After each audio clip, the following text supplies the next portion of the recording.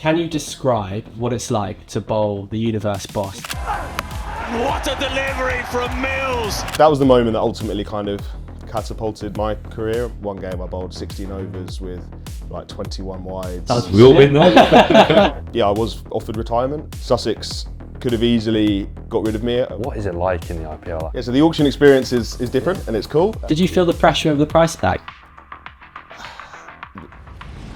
In today's show, we speak to Tymal Mills about his cricketing journey, bouncing back from injury, and what it's like to be picked for a massive price in the IPL auction. And with the 2025 IPL mega auction coming up, we're taking over a franchise each to make our picks with Nikhil. Welcome back to the Cricket District Show.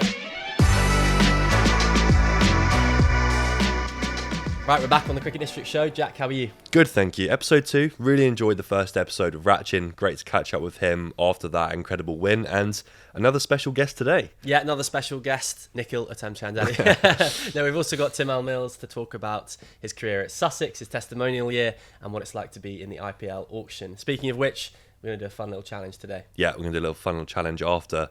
Before then, Nikhil, how are you doing? You are just finished the West Indies England T20 series, annoyingly rained off last night as we're recording this, but some serious firepower and some incredible batting in that series. Yeah, man, it was fun. I've had a chat with a few of the players and asked them if they want to be part of my team in my selection, which you guys are going to see in a few minutes. And I've got a couple interested men, so watch out, guys. Also, yeah, really great to be part of that series, man. Grateful, to be involved in international cricket. And obviously England is always a big series when they come to the Caribbean. And I've just realised that there are feet behind me. This is not my house. This is just a hotel, but it's a very interesting picture. It's a great spot. Yeah, for those of you listening on Spotify or iTunes, Nikhil is staying in a lovely fancy hotel that seems to have a picture of a woman in a bathing suit and feet behind him. So that is not his house. That is a lovely hotel somewhere in the Caribbean. Don't worry, all good. Where are you flying to next? I know you're flying literally just after we're filming this. Yeah, I'm going to Antigua, man. Bangladesh are coming. The mighty Bangla for some test matches and ODIs and T20s. So yeah. Am I right in thinking the last time, maybe it wasn't the last time West Indies played Bangladesh, the iconic photo of Rakeem with like 4 of his teammates jumping on him, having taken either the final wicket or the final catch to win that test? Yeah, I think that's the final. I think that's the last time. Yeah, of course, that's in Bangladesh when they won. Kalmir scored a double 100. I think that's the last time. Yeah. Right, Nikhil, great to catch up. But before we get into our IPL mega auction, let's get into our chat with Tymal Mills, the man who's been there, done it at the IPL. Thanks for joining us, Cricket District Show. You've just bowled a couple of overs at us. The video will be out on YouTube, so we don't want to give too much away. But how was your experience bowling against 2 village cricketers? Yeah, interesting. As I said to you downstairs, even professional batters don't like facing bowlers indoors. I can see why. The surface is obviously hard. It bounces. Yeah. It's not. You often early season, especially, it'll be pretty slow and low outside, whereas it's not like that here indoors. But you guys did well, and everybody came through pretty much unscathed. And you're here Jack has a couple of bruises to show. Exactly. Here to tell the tale. Yeah, well, thank you so much for doing it. No we're obviously keen club cricketers, as you've probably seen on our channel, and obviously today. Could you tell us a bit about your experience playing club cricket, growing up playing the sport, and I guess your journey to becoming Sussex captain and a fantastic T20 cricketer around the world? Oh, well, that's a long story, but I guess to start, I never played cricket growing up. Okay. I played my first ever game of cricket when I was 14, back in Suffolk. Played for a village called Tuddenham. My friend played for that club as well, and it was during school. They had a Wednesday night, like a 12 over game maybe, or a 15 over game, I can't remember. They needed an extra player, and I went along and helped out and enjoyed it, and they gave me an over at the end, and I remember I hit some old guy, but I had no idea what I was doing. I was playing in trainers, borrowed kit. So for the rest of that summer, I kind of just played socially, and then that next summer I went back and played. I might have played a bit of Sunday League. No training? No, I don't think so. And then maybe, when I started to get to maybe 15, the village club Tuddenham I was playing for passed me on to Mildenhall Cricket Club, who in the area, they're like an East Anglian Premier League club. They had a youth set up. They had 4 teams on a Saturday. They're a big club, and that's where I kind of got a bit of coaching. It was like Kevin Boardman. He ran the youth setup at Mildenhall. So yeah, by that time I was starting to play a bit of men's cricket on a Saturday, probably like club third team. And then I was passed on to Suffolk, so I was playing minor counties under 16s, I think, 17s. Yeah. I've still got a scorecard, it's on my Instagram. I was very wild, I think. I can pull up the exact one, but I think I bowled 16 overs with like 21 wides and 16 no balls. We've all been there. We've all been there. So I was very wild, but I was very fast, and I was still trying to figure it out, and they kept letting me bowl, which was great. So I had really positive experiences with club cricket growing up, but I was progressing quite quickly. And then when I was 17, I got passed on to Essex, and I played a second team game for Essex, and I did well, and I got put on the academy straight away with Essex, and then I did a year in the academy, and the year after I turned professional and went on to play England under-19s, England Lions, all very quickly. Probably before I was ready. I was just fast at that point. I couldn't bat, I couldn't field really very well. I was still learning that side of things. But yeah, the progression early, I went, I guess from 14 to 20, I went from never playing to playing for England Lions. That's so, unreal. Can I just ask, if you could have told your 14-year-old self, playing village cricket, having barely ever played cricket before, that you would then be playing for England and captaining Sussex, would he have believed you in any way? No, especially where I grew up as well. So I grew up in Suffolk, where cricket isn't a big sport. It's quite sparsely populated part of the UK. I went to state school, so I didn't play cricket at school. So cricket wasn't. I didn't grow up thinking, I'm going to be or I could be a cricketer. I was into football, basketball, rugby. I was just about to ask that. Were there any other sports? I played every other sport. Just not cricket. I did, apart from cricket. But I'm obviously very grateful that I did. Yeah. And it's taken me around the world, and I've been able to experience some pretty awesome things. That friend who dragged you along, you owe him some beers. Big time, yeah. Davey Snowd. So if you're watching this, Snowdy, just That's fantastic. We hear a lot about these village cricket heroes, these club cricket heroes who dedicate their lives to helping youngsters like yourself come through the ranks, even if they're bowling a bit wild and wary. Yeah. And even like Mildenhall, I think that club rings a bell, because there was a lad who bowled an absolute jaffer. I think it was. last summer. Was that the right club? Yeah, that's my club. So that was where I played growing up. Yeah. Fantastic. Amazing. Well, I was going to ask you, like, playing club cricket, something we can all relate to, always have village moments. Is there one that sticks out to you in your mind, like whether that is back in the day or recently? I guess the one that springs to mind, was playing at Tuddenham, which was my first club. They literally had like a cow field at cow corner, and so you're hitting the ball into the cow field. Obviously, that's your go-to shot for most players at that level. Peppering cow corner. Never been tempted to go back to club cricket. I mean, a lot of these guys, the interesting thing about cricket compared to pretty much any other sport is how the professionals can still go back and play for their local club team. Obviously, Henry Crocombe, Sussex Pro, also plays alongside yourself on Saturday. I guess for you, you're playing a lot of T20 cricket, you're travelling around the world, but have you ever been asked to come back and play at Mildenhall or clubs like it? Or would you ever be tempted once you finish playing professional cricket? It was a show. So one year I tried, I think Mildenhall were playing in the East Anglian Premier League T20 competition or something like that, and I was getting ready maybe for the blast, and I wanted to come back, and the league blocked it. Really? Because Just too quick. no, well, it was just one of those silly rules where, because even though they were my club growing up, I wasn't affiliated or something officially to the club, or they already had an overseas pro, and I wouldn't be allowed to play also. There was some silly rule, but there was one instance where I was really keen to go back and play. I've played minor counties. I've gone back and played for Suffolk over the years, again in T20 cricket. But I'm not turning out to do 50 overs in the field or whatever in a club game anytime soon. I really like it though, because I think this year Paul Farbrace has been quite keen for all these guys to go back to their home clubs, and it's great because you're going from professional cricket to we still have village moments on the Saturday, even in the top like. He puts a leader. I don't know if it's still there, but during the summer there's a leaderboard for. So the boys, if they're going back and playing club cricket, everyone sees how they did at the weekend. Really? Yeah, Henry, every catch, every wicket was celebrating, because I think last person had to pay for a meal out. Something like that, yeah. I guess to put a bit of consequence on it, because I guess often you can just go back to club cricket and maybe, not put in a decent shift. But Farbs was quite big on it this year, that if the boys are going to play club cricket, they're need to score runs and take wickets. Love it. What was it about club cricket, or just cricket in general, that drew you to the sport? You obviously played a bit of basketball, played a bit of football. You're a talented guy, you're a good sportsman.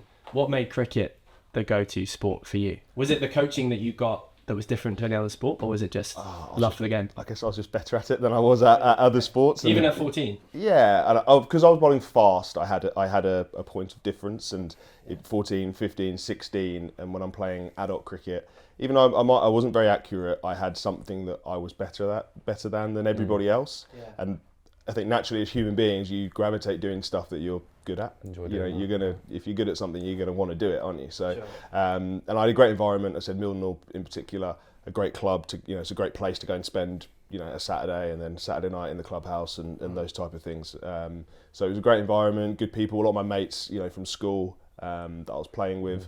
And yeah, it was a really good atmosphere, a good place to play. The cricket was a good standard. And I was just learning and progressing and enjoying it. And as I say, I was having success. It's easy to keep going back to something when you're having success, I guess. Yeah, I love that. I think you're right. It's different from any other sport because I don't feel like in football you get picked up at like 10 and that's it. You're in the Man United Academy from day one, where here you still even have to, like, you can still go back and play to a club now. Like, it's still get that. Yeah, like I had a mate at school growing up who was like obviously an amazing footballer, and he was on the Norwich Academy. And he wasn't even allowed to play at lunchtime, at school. Like he wasn't allowed to join in with games or play. He wasn't allowed to play PE at football in PE and stuff like that in case he got injured. And stuff. Broken moment. I remember I played against Solly March. Yeah. He used to play. Did he play for Chiddington? Yeah. Yeah, Premier League footballer who absolutely loved cricket. It's great because there's no other sport you can do that. There is no other sport. Fantastic. And we've talked about club cricket a lot. I'd love to chat to you a bit more about your professional career right now, if that's okay, in terms of T20 cricket. For those who don't necessarily follow your career, just talk to me a bit about your journey over the last 5 or 6 years, gravitating towards T20 cricket specifically, and how many different tournaments you're playing in at the moment. Yes, it's been a bit longer now. I reckon I played my last 4-day game in 2015 maybe, 26. I moved here from Essex in 2014, and then I had a lot of back problems, and they came up again in 2016. And that was the last time I played 4-day cricket, I believe. So from that, I went purely down the T20 route, which I was lucky that at the time I was slightly better at T20 cricket or white ball cricket than I was red ball cricket. I always struggled a bit with 4-day cricket. I wasn't as accurate, I wasn't as consistent as what I needed to be, whereas I naturally had the skills for short form cricket. So we took a punt and I went in for it, and I played for Sussex in the Blast, and then that winter I kind of just put my name in for all the leagues that were going on. I just went in at the bottom money just to try and go out there and put my name out there. And it was one of the best winters I ever had. I flew, first of all I went to the Bangladesh Premier League.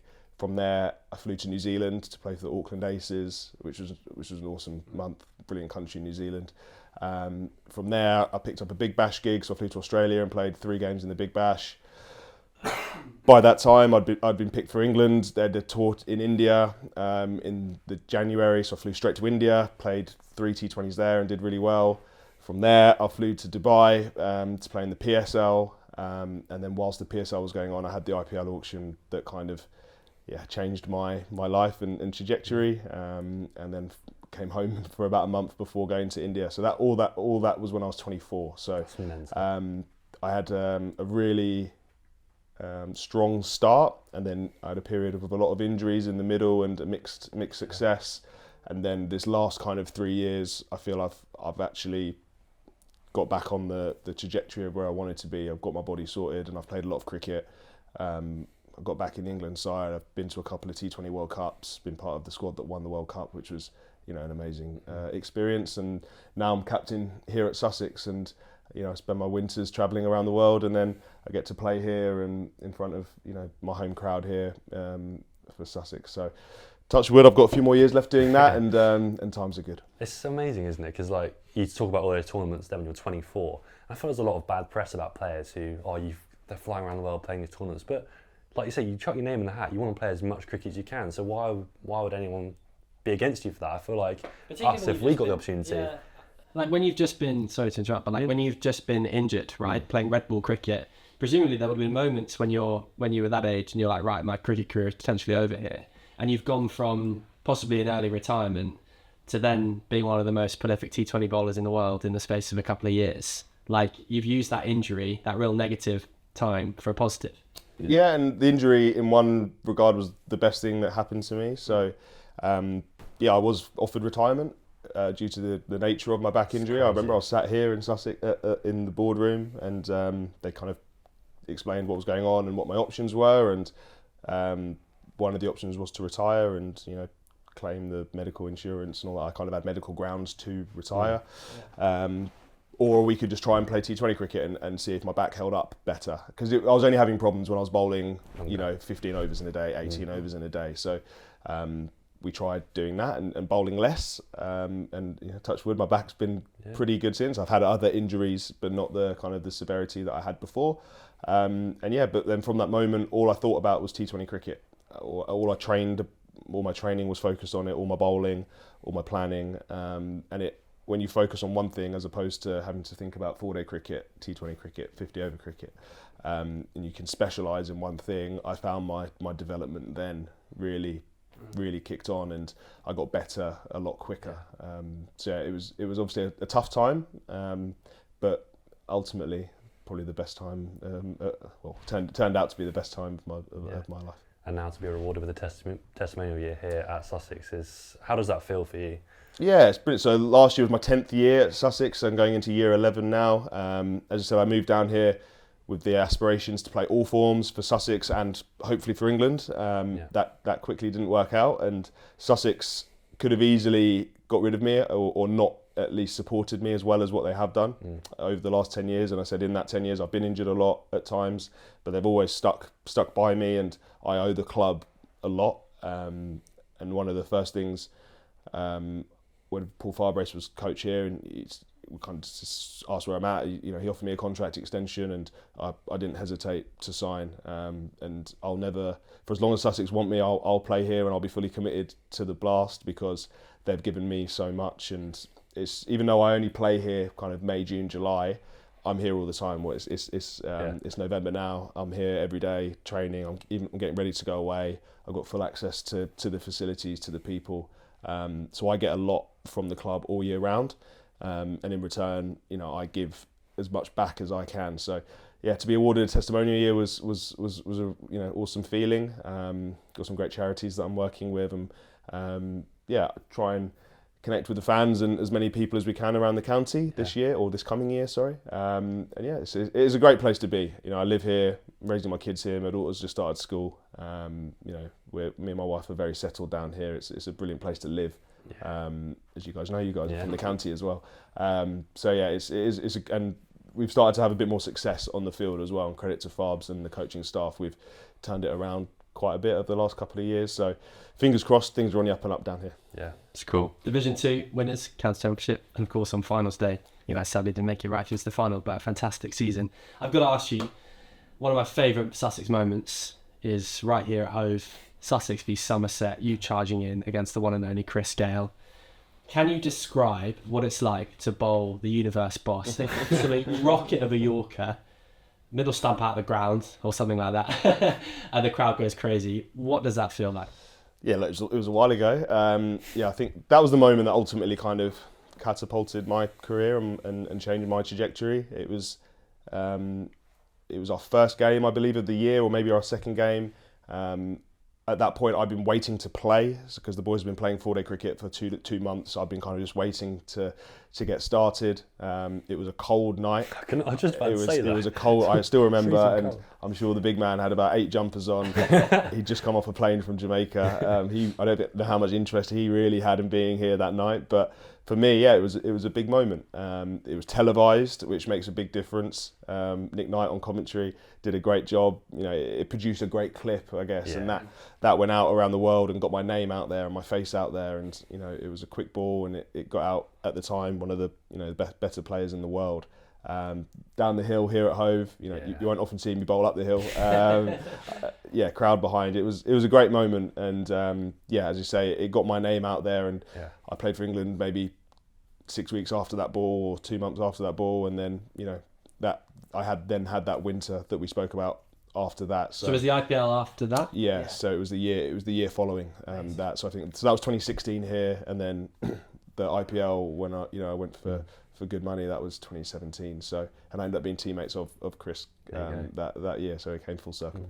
I guess timing's about right. We're not far away from the auction now, and you mentioned earlier that the IPL, you feel like changed your life and changed that aspect of it in franchise cricket.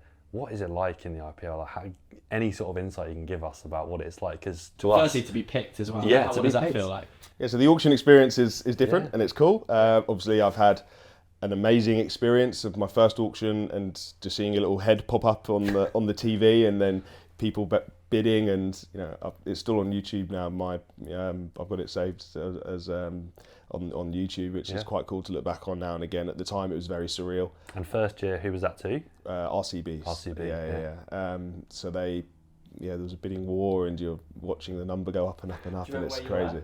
I was in Dubai in a hotel, so I was playing PSL, and I knew it was going to be on TV. I knew there was interest from teams. My agent had kind of given me some heads up, so I FaceTimed my best mate who was in England, because he wasn't on TV in England, but I had it on TV in Dubai. So it was like 4 a.m. in England. He FaceTimed me whilst I was watching it in Dubai, and by 8 o'clock in the morning, it had been done. But I had to go to I was in a team hotel, go to breakfast. Everybody obviously had known what had gone on by then. So it's surreal. But then since then, I've had more auctions where I haven't even been picked up at all, and your face comes up and there's no bidders, and the gavel goes down. So it's an amazing. It's unlike any other sport, and there's no other sport really where you get that experience. I love how cricket as well still has that little old hammer. NFL would have like this huge, great big screen, but us no little hammer. Watching homes under the hammer, but actual people are being picked. Literally. And then playing in the IPL, your first experience. What is that? It's a different level, isn't it? Playing. It's awesome. And at that time, I was 24. I hadn't played a huge amount of big cricket. Luckily, I played against India in India a couple of months before. I remember that first IPL game was in Hyderabad. It was the first game of the tournament. There was the kind of opening ceremony where they've got Sachin and Laxman and all these guys being paraded around the outfield. I wasn't actually picked for that first game, so I'm doing my warm up. I'm bowling. I'm just kind of soaking it all in, enjoying it. I wasn't selected, and then Samuel Badri gets injured about 5 minutes before the toss, and I get told I'm playing. Wow. So straight away there's kind of a mentality shift there, but it's cool. And then we win the toss, or I don't know if we won or lost the toss. We're bowling, and all of a sudden I'm bowling the first ball, and I bowled the very first ball of the IPL that year to David Warner in Hyderabad. It was surreal, and it was brilliant. I think so. Yeah, I think it was just blocked into the offside. Did you get a wicket first game? I did. Yeah, I think I got Yuvraj Singh bowled. I think. Okay. Yeah, if I can remember. And then how did the rest of the tournament go? I did okay. I certainly didn't live up to the price that I was bought for. I played the first maybe 4 or 5 games, and then I got a pretty minor injury. I tweaked my hammy, and then it wasn't really bad, but I kind of struggled to get back in. So I certainly didn't capitalise on it. If I had my time again, I'd love to have really done that first time a bit better. But I did okay. But I certainly didn't do as well as what I could have. And then I had a tough couple of years after that with injuries, soft tissue injuries. And then I've been back to the IPL only once since, with Mumbai Indians a couple of years ago. But it's an amazing place. It's unlike any other place to play cricket. The stadiums, the atmosphere, the noise, the heat. It's a big deal. And away from the cricket as well, it's a big deal. You've got a lot of obligations, a lot of TV adverts to shoot. It's intense, but it's a cool place to be. Did you feel the pressure of the price tag at all? So I was very naive. I was still young. No, I don't think so. I probably didn't, as I say, I didn't do it myself. You get a lot of, as soon as you have a bad game, there's a lot expected on you on Twitter and things, or Twitter as it was at the time. That side of it, but yeah, I was very naive to it. I probably didn't understand the magnitude of it. It's probably quite a good thing, isn't it? Yeah, I think so. A lot of players probably go in massive price tag, and they're expected to deliver every game, and then they struggle under the pressure. Yeah, and I think because I didn't grow up wanting to play cricket, or I didn't grow up dreaming of being a cricketer, so it wasn't as big a deal for me as maybe as, I don't know if that comes across right. No, definitely. No, totally. I didn't. Yeah. I was sharing a changing room with Virat Kohli, AB de Villiers, Shane Watson, Chris Gale, but like these guys weren't really anything to me. They were on your bedroom wall. Yeah, Like 12-year-old, you didn't even know who they were. Correct. Yeah. And obviously, it might not work like that age-wise, but Sorry. yeah. But it wasn't like this. I was just enjoying it, and that was my whole cricketing experience. Even when I was on the Essex Academy when I was 17, by that point the rest of the lads on the academy had been in the system since they were 9, 10, whereas I literally hadn't played cricket. So I was still just learning and enjoying it and experiencing it. So yeah, I was naive, but I think that was a huge help to me. When the money hits your account, it's a different thing, and you actually see it and it's real, and that's a whole different feeling and a different experience. But the cricket wise, I just wanted to do well and I wanted to enjoy it, and I was just disappointed that I got an injury and I wasn't quite able to do as well as what I would have liked.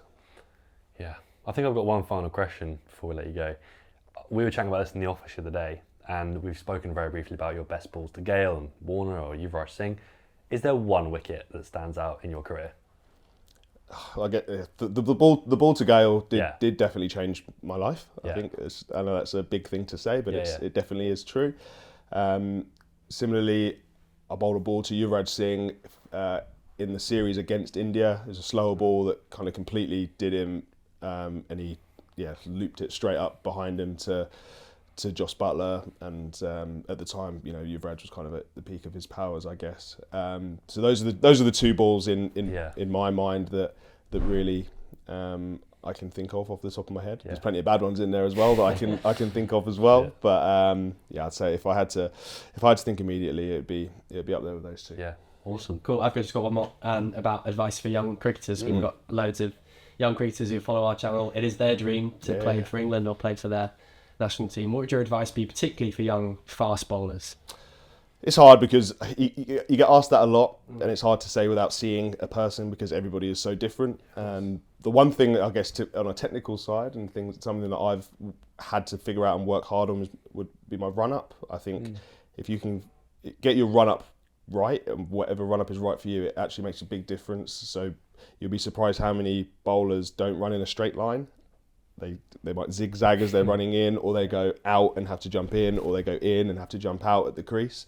So if you can get your run up as straight as possible, then at least you'll be as consistent as you can be at the crease. So you want to be landing in the same spot every time and have the same balance every time. If you're running in with a imbalanced or a run up that isn't consistent, you're probably going to arrive at the crease in different positions. So that's actually a really important thing, and it's something that even now as a professional who's been playing 14 years, I'm still very meticulous with my run up. I take time before the game to really meticulously mark my run up out. I have guidelines that I paint down to make sure my angle is right, so I'm not starting too wide or too narrow, so I can run in that straight line that I speak of.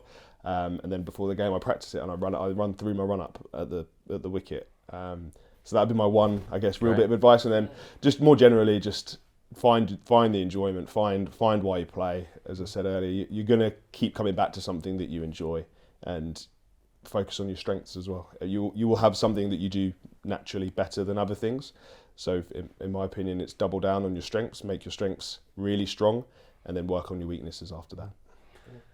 Tape measure and paintbrush on the Christmas list. There you go. And thank you so much for your time. Firstly, bowling at 2 plays and today on the Cricket District Show. We really appreciate it. And we'll see you again soon. Thanks very much.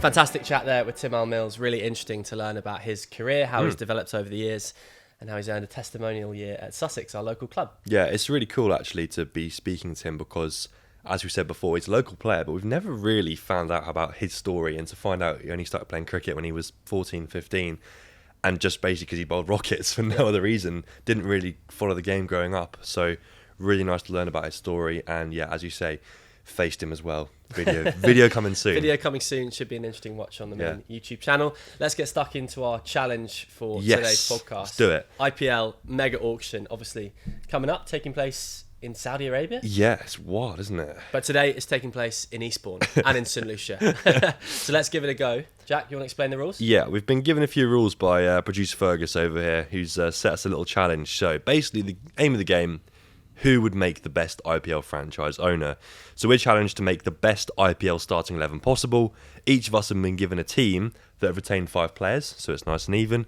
So essentially, we've got to pick 3 overseas and 3 local players, unlimited budget, best team wins, and you guys decide. We're going to put a post out on Instagram to say whose team wins, and this man has prepared his quarters. Nikhil, you feeling confident? Of course, y'all know I've been doing my research since we got the list on Monday. I've been doing my research, so I expect quite clearly that I'll have the best team, but we shall see. And he's got his pen and paper as well. You follow the IPL pretty course, closely, right? Yeah, man, very closely. Just out of the love, never worked on it, but yeah, I love it. So I'll be following the auction. It's going to be an interesting one for sure. A mega auction as well. Can you quickly explain what that means? Yeah, so obviously that is where teams can only retain up to 6 players.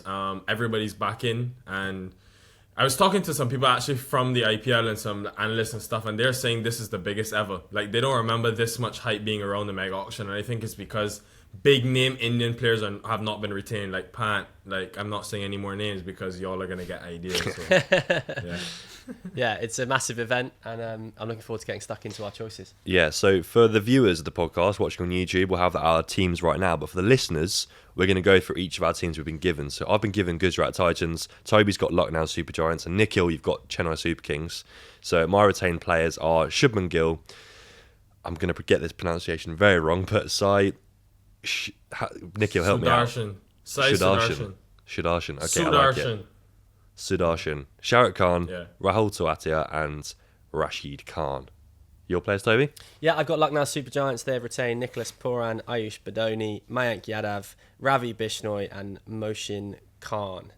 I'm not an avid follower of the IPL, but I'm aware that I need some batters right now. So I've done my research. I've been hard at work this morning and over the weekend, and I'm confident I can sign an IPL winning opening pair and maybe a couple of decent bowlers as well. Nikhil, you've got CSK. Yeah, I have Gaikwad. He'll be captain. I got a nice middle order: Dhoni, Shivam Dube, Jadeja, and then the boss himself, Pati Rana. So yeah, I'm already off to a great start. Listen, we've had 2 guests on the CD show. I hope you guys are thinking about loyalty here. Okay, I hope you guys are picking your guests. Yeah, we are. Don't worry about it. You go first. Who's your first pick? I go first. Ooh, I was planning for this, you know. With the first pick of the IPL CD draft, Nikhil and the Chennai Super Kings select Arshdeep Singh. No. Okay. Had him on my list. Yeah. No, you did it. I did too. He was in my backups. Yeah, okay. Good signing. Yeah. Interesting. Very good for Toby, that. I'm happy you're with next. With the first pick of the CD IPL draft, Toby Marrett and the Lucknow Super Giants select Phil Salt, one of the most informed T20 batters in the world. Absolute gun, and I needed an opener. Phil Salt, first name on my team Fair sheet. enough. Lads, you've left a few names here that I thought would be gone first pick. I know. I thought so too. Now I've got too many to pick from. I'm going to have to go for it. Josh Butler, my opening batter, surely. So is that my pick again? No, my pick now. So it goes 1, 2, 3, 3, 2, 1. I'm going to pick Mohammad Shami, please. Interesting. Reasoning? I think he has performed already for Gujarat Titans, and I can just see him in that kit. He's And Jack so good with the new feels ball. his skill set is very similar to Shami's, where they both swing the ball and Yeah. seam the wall. I'm tempted to select Jimmy Anderson Oh, for my second pick. Please do it, bro. I told you, loyalty. He's been on Cricket District. But And you're as the obviously boss only of allowed- Cricket District, you need to have loyalty. I know, but you're only allowed 4 international players, and if I go for Jimmy, that puts me under some serious pressure. So I might save him because I don't think either of you have got the balls to pick Anderson in an IPL draft. So I'm going to select Harshal Patel. Bowls Rockets, leading wicket taker in last year's competition, and he's going to fill that gap for me as another fast bowler in my LSG 11. Ladies and gentlemen, wrap this up. It's over. Toby and Jack have allowed me to have Rishabh Pant. Would you believe it? Pant and Arshdeep Singh. I need nothing else. End it. It's done. I need nothing else. It's over. you can have him. You can have him. It's your pick again as well, Nikhil. Oh my goodness, this is not. Who's taking the gloves for you then? Pant or Dhoni? I'll have Emmett. It doesn't matter actually. I don't either one, and that's the luxury I have. Whereas you guys have to, maybe you ask Jimmy Anderson to keep or something when you pick him. But Where it's does fine. where does Dhoni feel? You're if gonna have to Pant's hide. keeper? You're gonna have to hide him. Fine leg, surely. Yeah. Fine Sorry, leg, have fine you leg. not seen Pant fielding for India? Pant can field very well, so I have no problems with that. Remember last year he couldn't field because he couldn't keep. Sorry, because he was injured, so he did field. So I have no issues with that. And there I have my left-hander in my top 4. I have an experienced Indian batter. I have an Indian strong, solid core to bring out the Chennai fans. And I'm going to add to that core and pick my 3rd Indian player, the best spinner in this list, Yuzvendra Chahal. Thank you. Y'all are sauced. Y'all are sauced. Wow, you're feeling confident, man, aren't you? Just remember, Oh, it's the man, fans that extremely. decide. We're not going on Crick Info and working out who's got the best stats. It's the fans. I need another opening batter. Or who should I go for here? Jimmy Anderson, no. I'm going to go for KL Rahul. Like it? Yeah, I'm Yeah? going to have Rahul and Salt opening the batting. Very nice. Okay, double pick for me. I am going to go for Glenn Maxwell, please, in my middle order. And I'm going to have to use up my last overseas pick, I think, because otherwise you guys are going to take all my players I want. So at number 11 batting, I am going to take... Number 11 batting. Yeah, it's my number 11. So my opening bowler. Yeah, okay. Imagine someone in the IPL draft, the actual IPL draft, standing up and being like, my number 11 is going to be... Well, this man can bat nowhere else other than number 11. That is Trent Bolt. I think he's still got it. Ooh, Opening Jack. bowling. Him and Mohammed Shami opening the bowling is... Yeah. Yeah, that's a gun. And Matt, so you've made some good selections. Not sure about Toby, but you've made some good selections. Thanks, mate. Back to me. So what have I got so far? Do I have any spots left for international players? Yeah, I do. Okay. Well, we all know it spins a bit at LSG. And I'd like to pick friend of the show, Rachin Ravindra. He's an excellent player of spin. He's a young talent, only 24 years old. He's going to become one of the best white ball and red ball batters in the world. And he can bowl spin as well. So Rachin Ravindra is probably going to bat 3 or 4 for me. Yeah, I like it. Did he bat 3 for Chennai last time? I think he did. Yeah. Yeah, very nice. And remember these mega auctions are for 3 years, so he's a good pick on someone you could have in your team for the next 3 years. Well done, Toby. And Thanks, sticking with Nico. loyalty on the CD show. I love Thanks, it, man. mate. I'm waiting to see Carlos Brathwaite in your team. He's never been on the show, and also I don't think he's in the short list. Okay. If he was there, I would select him. Sure. Right. Sure. Now, I have 3 Indians, so I have to get 3 overseas. I have a double pick, Jack, or just one? Double pick. Oh, is it? Is it? First of all, I'm going to make a rogue pick here. Actually, it's not really that rogue. At number 3, I'm going with Will Jacks. Okay. That's kind of rogue, but kind of not. Yeah, I think I had another option there, which I wasn't sure about. And at number 5, I'm going to place the man himself, Marcus Stoinis, whose bowling has gone accelerated leaps and bounds in the last 2 years. He gives me 2 in the power play, and he's one of the best power hitters in the world. So I'm slotting Stoinis in at number 5. And let me just give you a reminder of my order. Gaikwad, another opener. I have Jacks, Pant, Stoinis, Dhoni, Shivam Dubey, and Jadeja. Good luck, fellas. It's over. Toby, to you. Yeah. Nikhil, it's good. It's over. It's overrated, your team. Because my team's going to take you down. I'm going to pick I would love for you to be giving like a team talk. Yeah, man. My team talks will be better than yours, that's for sure. I'm going to go for an Indian batter at number 4. I'm going to go...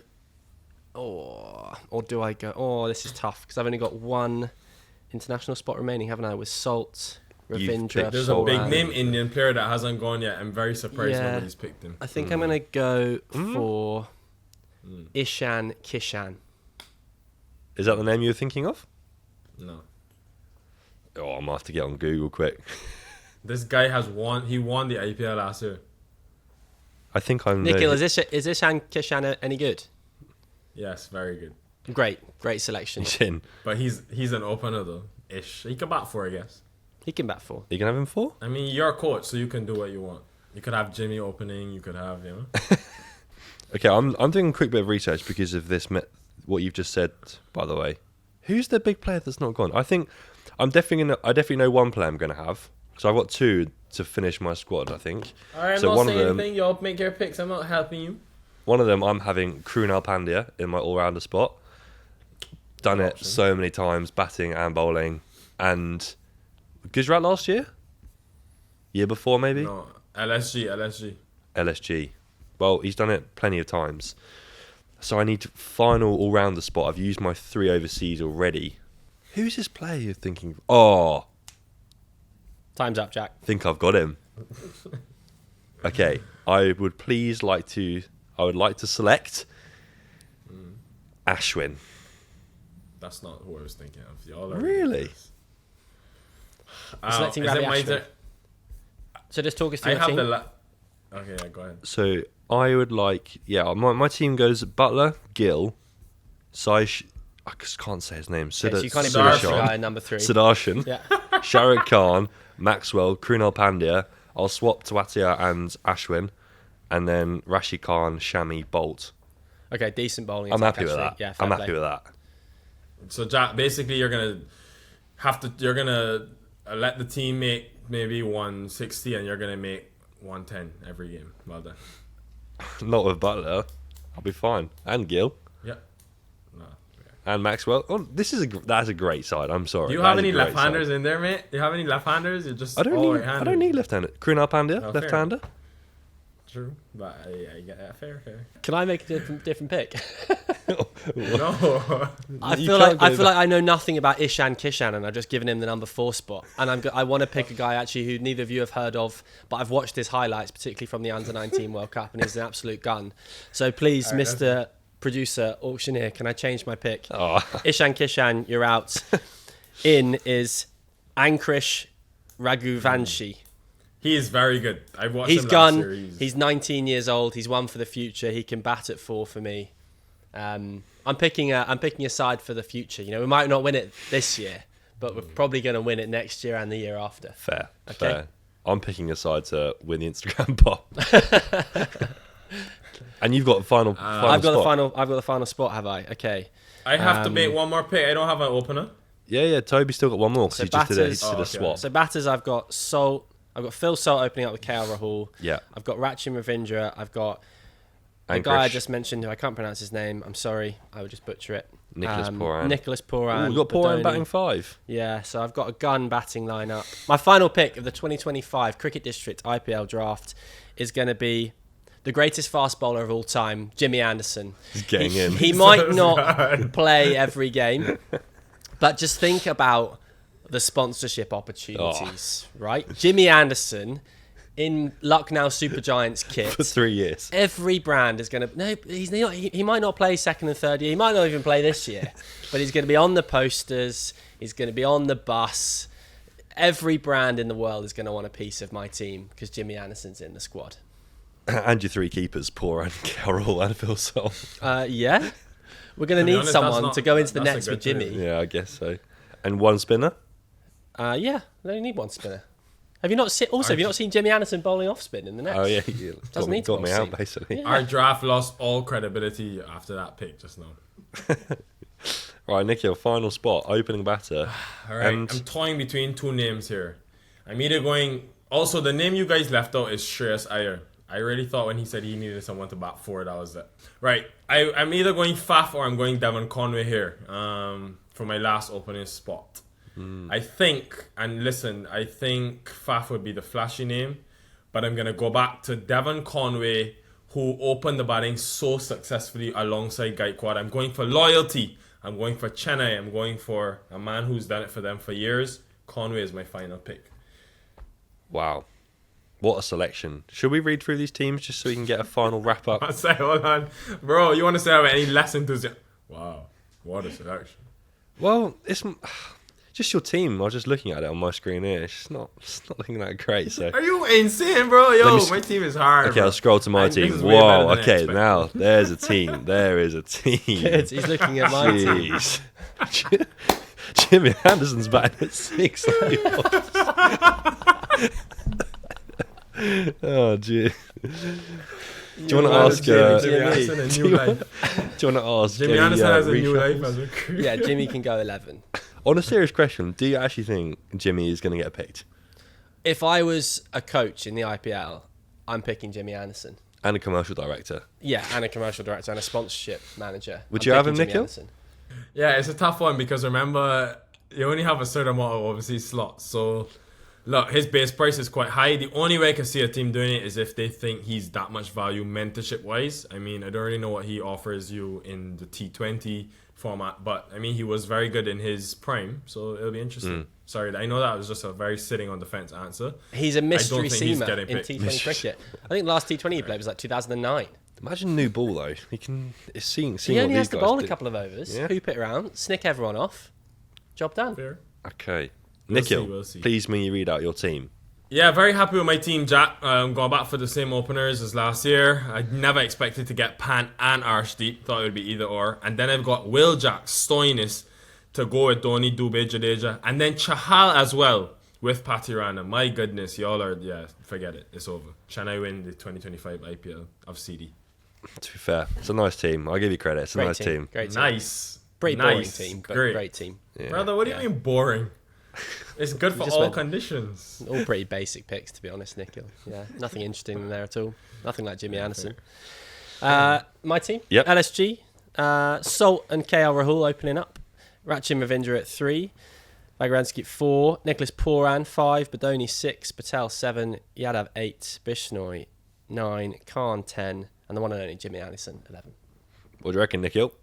Yes, good, I guess. I think that's a great side. I like that listen, they're all going to be very good because we've picked very good players, but I like that he's gone CD rooted, Jimmy and Ratch and... Fair. And finally, Jack Meach's Gujarat Titans. This is a team, tell you what. Joss Butler, Shubman Gill opening the batting.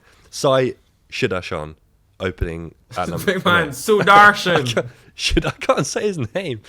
Okay. Sai Sudarshan at number 3. Is that right? Sudarshan. Okay. Shahrukh Khan at 4. Glenn Maxwell at 5. Krunal Pandya at 6.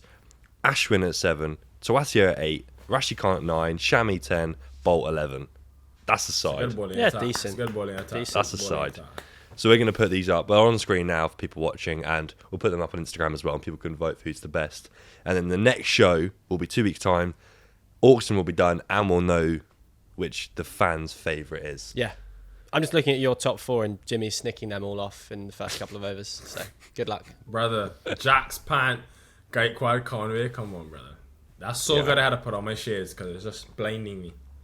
Yeah, I'll have 5 slips. I want to tell everyone, guys, I enjoyed seeing y'all's comments under the last show. Please keep commenting. We need y'all's comments to let us know what we're doing well, what we're not doing well. If you want to bash Toby's team, that's completely fine as well.